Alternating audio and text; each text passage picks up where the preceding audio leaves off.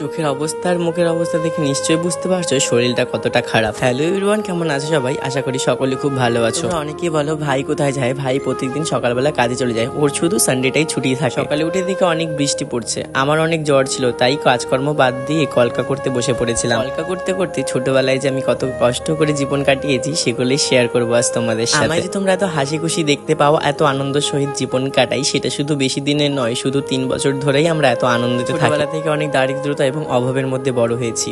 কষ্ট কি জিনিস সেটা শুধু আমিই বুঝি। হয়তো কষ্টতে ছিলাম বলেই কিছু না শিখেও এতটা করার প্রচেষ্টা রয়েছে আমার মধ্যে। ছোটবেলা থেকে আর্ট করতে ভীষণ রকম ভালোবাসতাম, কিন্তু ওই যে দারিদ্রতার কারণে 1 থেকে 1.5 বছরের বেশি আর্ট শেখা হয়ে ওঠেনি। অনেক কষ্টের মধ্যে থেকেও আমি মা বাবার কাছে যা চেয়েছি, মা বাবা হয়তো তাই এনে দেওয়ার চেষ্টাটুকু করেছে।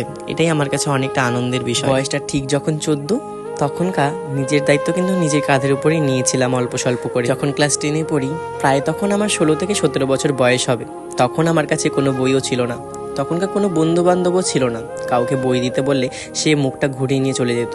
আর আমাদের এখন ক্লাস 9-10-এ অনেক রকম বই লাগে, টেক্সট বই, মানে বই, কত রকম কত কিছু। তখনকার কিছু কেনার সামর্থ্য আমার তেমন ছিল না। আর ছোটবেলা থেকেই পড়াশোনার প্রতি অত একটা ঝোঁক নেই, তবুও পড়াশোনা করালে হয়তো হতো, কিন্তু সেরকম একটা ঝোঁক নেই। ছোটবেলা থেকে কোনো পরিস্থিতিতেই হেরে যায়নি, বরঞ্চ যতই কিছু হয়ে যাক তবুও আমাকে সবকিছু করতেই হবে, এই একটা আশা নিয়েই সব কাজ করতাম। ছোটবেলা যখন অনেক বিপদের মধ্যে ছিলাম, তখনই আস্তে আস্তে মানুষ চিনতে শিখেছি।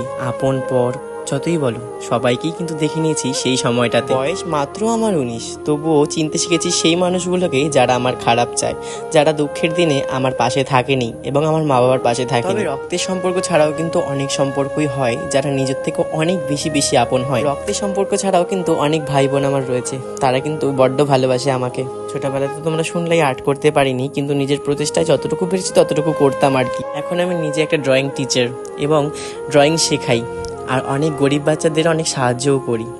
যতটুকু পারি ততটুকু করার চেষ্টা করি। আমার অনেক ব্লগেই কিন্তু আমি বলে থাকি ছোটবেলা থেকে আমার টিচার হওয়ার শখ। ভগবান সেই ইচ্ছেটা একটু হলেও পূরণ করেছে আমার। ছোটবেলা থেকে ভগবানের প্রতি ভীষণভাবে বিশ্বাস করি আমি। অনেক কষ্টের মধ্যেও ভগবানকে ভুলে যাইনি। অনেকেই আছে দেখবে, অনেক কষ্টের মধ্যে থাকলে ভাবে ভগবান আমার জন্য কি করে দিয়েছে, ভগবানকে আমি এত দেখি, ভগবান করে দিয়েছে বলেই তো তোমার পরীক্ষাটা নিচ্ছে, যাতে তুমি তার পাশ না ছাড়ো। সব বলতে গেলে তো অনেক বড় ব্লগ হয়ে যাবে, না হয় এই কথাগুলো বাদই দিলাম, পরে অন্য একটা ব্লগে বলবো। তোমাদের আর ভগবানের আশীর্বাদে এখনকার দিনগুলো বেশ ভালো কাটছে আমার। তোমরা আশীর্বাদ করো আমার যেন দিনগুলো আরো ভালো কাটাতে পারি, আর আমাদের গোপাল সোনাদেরকে নিয়ে। কলকা করতে করতে বৃষ্টিটা কমে গেছিল, তাই পুজো পাঠ করে একটু ঘুমিয়েছিলাম। ঘুম থেকে উঠে দেখি চোখটা প্রচন্ড লাল হয়ে গেছে। আবার যেহেতু অনেক সূক্ষ্ম সূক্ষ্ম কাজ করি, চোখে এমনি প্রেশার পড়ে, তার মধ্যে এরকম লাল হয়ে ওঠার কারণ কি আমি তো বুঝতেই পারছি না। আজ শনিবার, বার দেবতার পুজো ছিল, তাই মাই সব জোগাড় জানতে করছিল। শরীরটা বড্ড খারাপ, তাই জন্য আর কিছু করতে পারিনি।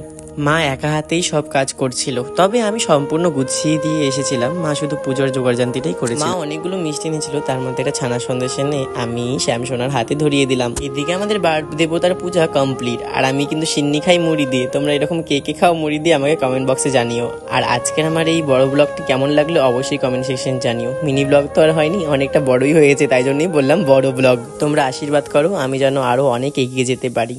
রাধে রাধে।